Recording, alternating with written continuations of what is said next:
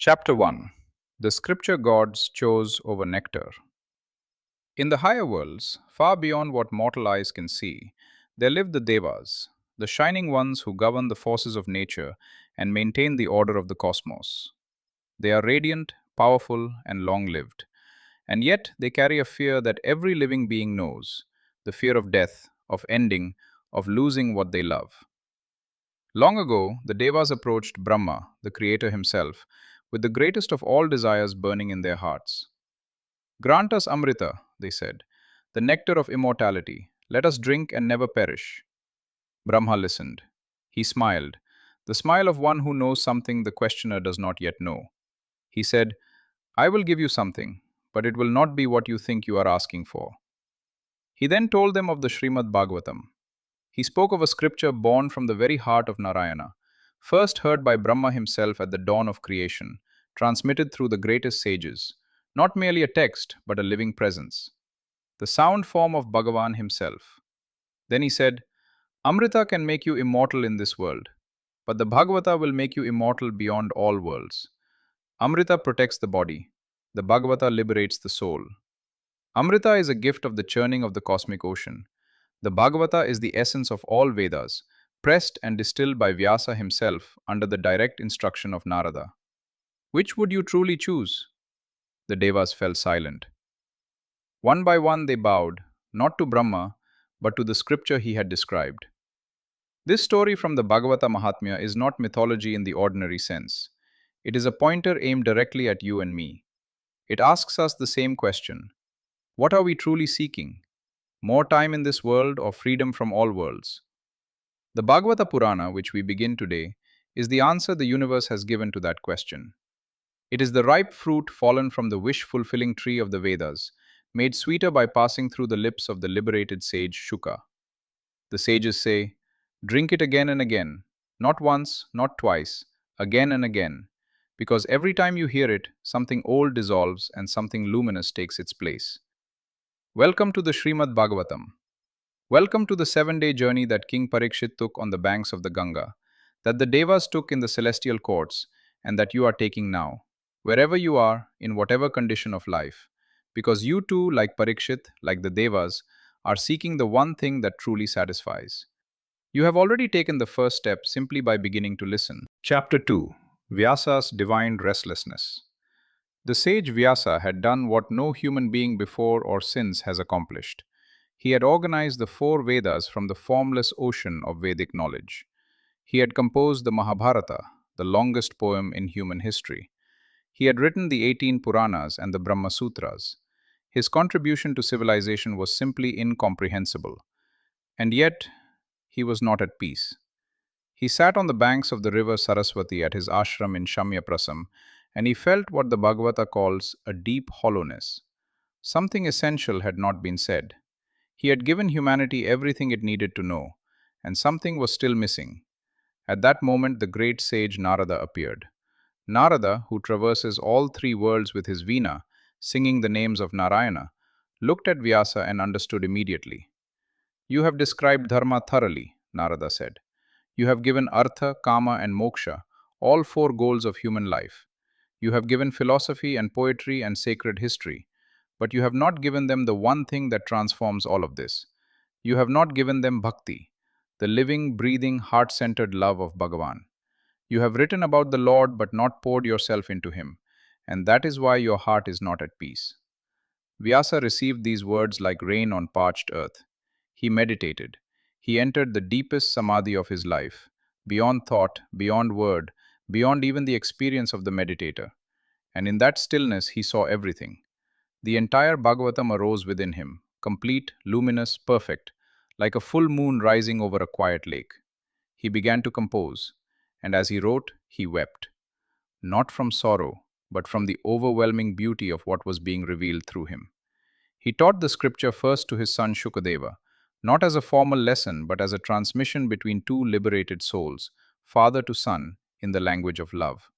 Shukadeva, who had been born already enlightened, who had refused to leave his mother's womb for 12 years rather than enter the world of illusion, received the Bhagavatam, and he held it in his heart like a flame protected by the cupped hands of a devotee. This is how the Bhagavatam came into the world, not from scholarly ambition, not from religious duty, but from one man's holy restlessness, from the recognition that all the knowledge in the world means nothing without the love that makes it alive. Vyasa's tears as he composed are the first tears of the Bhagavatam, and the tradition says that whenever someone hears the Bhagavatam with a full heart, Vyasa's soul rejoices. Chapter 3. The King Who Had 7 Days to Live. King Parikshit was the last of the great Kuru kings, grandson of Arjun, protector of Dharma, a ruler beloved by his people. He had received a curse. While hunting, he had inadvertently insulted a meditating sage, and the sage's young son had pronounced, "In 7 days you will die from the bite of Takshaka, the king of serpents." 7 days. How would you spend 7 days if you knew they were your last? Parikshit did something remarkable. He did not panic. He did not spend his remaining days in lamentation or in desperate rituals to escape death. He did not cling to his palace, his wealth, his family, or his throne. He renounced everything, and he walked to the banks of the Ganga, sat down on the river bank, and resolved to fast until death, using these 7 days for the highest possible purpose: to hear of Bhagavan. Word spread across the cosmos. Sages and rishis began arriving from every direction. The Ganga herself seemed to flow more softly. Even the birds settled in the surrounding trees as if they too had come to listen. And then, Shukadeva arrived.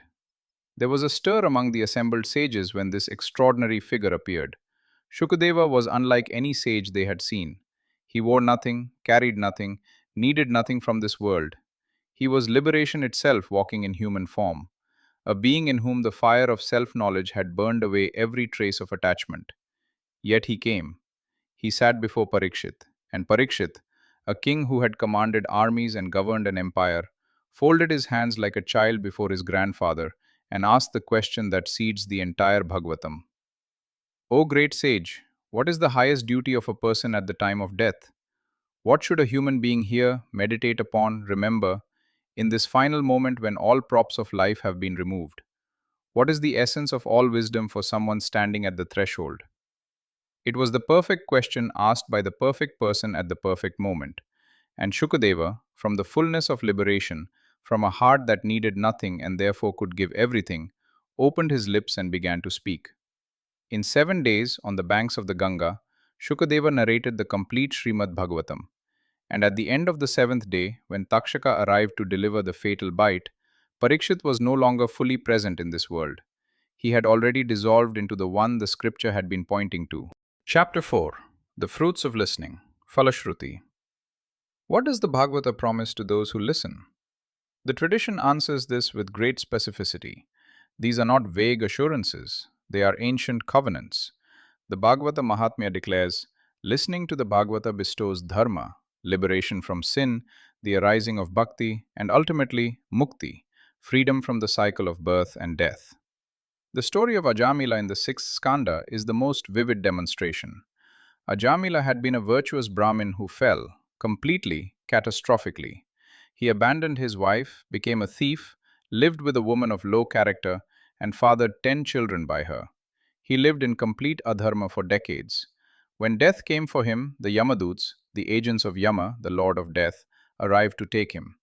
In his panic, Ajamila called out for his youngest son, whose name was Narayana. He called, "Narayana, Narayana," meaning his child, not the Lord. But the name reached the ears of Bhagwan. The Vishnudoots appeared and stopped the Yamadoots. "He has uttered the name," they declared. That utterance, even inadvertent, even unconscious, erases the accumulated karma of countless lifetimes. The Yamadoots were stunned. They returned to Yama and asked, "What then is true dharma?" And Yama gave his great answer, the declaration of the 12 Mahajanas. He said, "True dharma is known only by Bhagavan himself, and the 12 supreme authorities who understand it are Brahma, Narada, Shiva, the 4 Kumaras, Kapila, Manu, Prahlada, Janaka, Bhishma, Bali, Shukadeva, and Vyasa. What these 12 declare, that alone is dharma. As for how to listen, the tradition is clear. Come with Shraddha, not blind faith, but a receptive, open heart. Morning is ideal, particularly the Brahma Muhurta before dawn, when the mind is quiet and the subtle atmosphere is supportive. Evenings after sunset are also auspicious. Most importantly, Listen to the complete Bhagavata at least once in your life. These 49 chapters are offered as a digital Saptaha, 7 days, 7 chapters per day. Come to it as Parikshit came to the Ganga, with nothing to prove, nowhere else to be, and everything to receive. Chapter 5. The Sages of Naimiṣāraṇya. There is a forest in the heart of ancient India that the scriptures call Naimiṣāraṇya, the forest of Naimisha. It is said that when Brahma spun a wheel of time at the beginning of this cosmic cycle, the spot where the wheel's rim touched the earth became Naimiṣāraṇya. Here, time moves differently.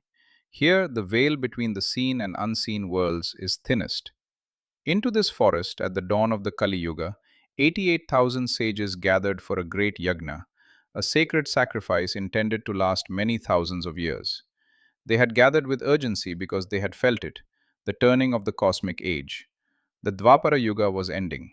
The age of Kali, the dark age, the age of conflict and forgetting, was beginning. Their leader was the sage Shaunaka, and he turned to the gifted narrator Suta Goswami, who had heard the Bhagavatam directly from Shukadeva as it was being narrated to Parikshit, and asked 5 questions that contain within them every question a human being could ask. What is the highest good? What should be heard, chanted, and remembered above all else? What is the one practice that satisfies all beings? What, when heard, brings true satisfaction to a seeker? Suta's answer was immediate and unequivocal: the stories of Bhagavan Sri Hari. Not because all other paths are wrong, but because the stories of Bhagavan are uniquely alive. They carry the presence of the one they describe. When you hear them with an open heart, something happens in the listening itself, not as a result of listening, but in the very act. Meanwhile, in the world outside the forest, the age of Kali had arrived, and its arrival was marked by the encounter between the great king Parikshit and Kali himself, a dark figure beating a bull and a cow. The bull standing on one leg was Dharma, his other 3 legs of austerity, cleanliness, and compassion having already been broken by the age. The weeping cow was Bhumi, the earth herself, lamenting the suffering of her children.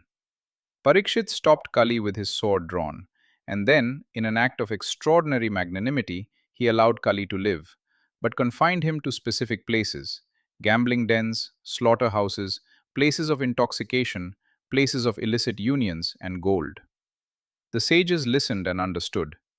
In these 5 places, Kali would breed conflict, pride, lust, intoxication, and cruelty. And so the sages of Naimiṣāraṇya redoubled their commitment to the Katha. Because wherever the stories of Bhagavan are told, Kali cannot enter. Chapter 6.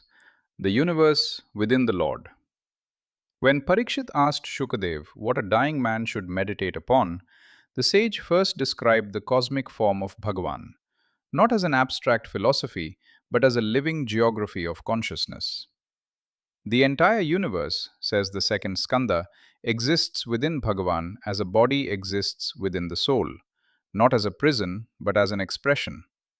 The sky is his navel, the sun and moon are his eyes, fire is his mouth, the directions are his ears, the mountains are his bones, the rivers are his veins, the plants and trees are the hair upon his body, the clouds are his hair upon his head. This vision, called the Virat Rupa or universal form, is not meant as a literal description of the cosmos. It is meant to shatter the habit of smallness. It asks you, when you see the sky, can you see Bhagavan? When you hear the river, can you hear him? When the rain falls on your face, can you feel something vast and warm behind it? The second skandha also contains something extraordinary: Bhagavan's own outline of the Bhagavatam, spoken to Brahma at the very dawn of creation. It is called the Chatushloki Bhagavatam, 4 verses in which the entire teaching of the Bhagavata is compressed. These 4 verses say, before creation, I alone existed. After dissolution, I alone will remain.